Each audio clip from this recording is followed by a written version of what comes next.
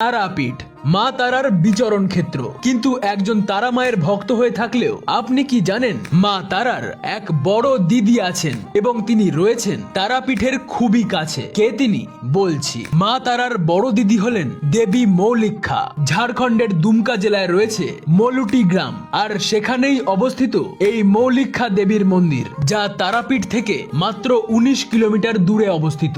আনুমানিক 1857 সাল নাগাদ সাধক বামাখ্যাপার পদধূলি পড়ে এই মলুটি গ্রামে। এখানেই প্রথম সিদ্ধি লাভ করেন তিনি। তাই দেবী মৌলিক্ষাকে তিনি বড় মা বলে ডাকতেন, আর মা তারাকে বলতেন ছোট মা। মৌলি শব্দের অর্থ মস্তক বা মাথা এবং ইক্ষা শব্দের অর্থ দর্শন, অর্থাৎ দুই মিলে মস্তক দর্শন। এই মন্দিরে দেবীর মস্তকের প্রস্তর মূর্তির দর্শন পাওয়া যায়। একসময় ঝাড়খণ্ডের রাজা দ্বারকা নদী পেরিয়ে এই তারাপীঠে মায়ের মন্দিরে পুজো দিতে আসতেন, কিন্তু একবার কোনো এক কারণে মন্দিরের সেবায়েত মহারাজকে অনেকক্ষণ বসিয়ে রাখেন। রেগে গিয়ে মায়ের পুজো না দিয়েই রাজা ফিরে যান নিজের গ্রাম মৌলুটিতে। সেখানে এই মৌলিক্ষা দেবীর ঘট প্রতিষ্ঠা করে রাজা পুজো শুরু করেন। পরে রাজা বসন্ত রায় মৌলিক্ষা দেবীর মন্দিরটি স্থাপন করেন। যেহেতু বামাখ্যাপা মৌলিক্ষা দেবীকে বড় মা এবং মা তারাকে ছোট মা বলতেন, তাই দেবী মৌলিক্ষাকে বলা হয় তারা মায়ের বড় দিদি। আপনি কোন জায়গা বা বিষয়ের ইতিহাস জানতে চান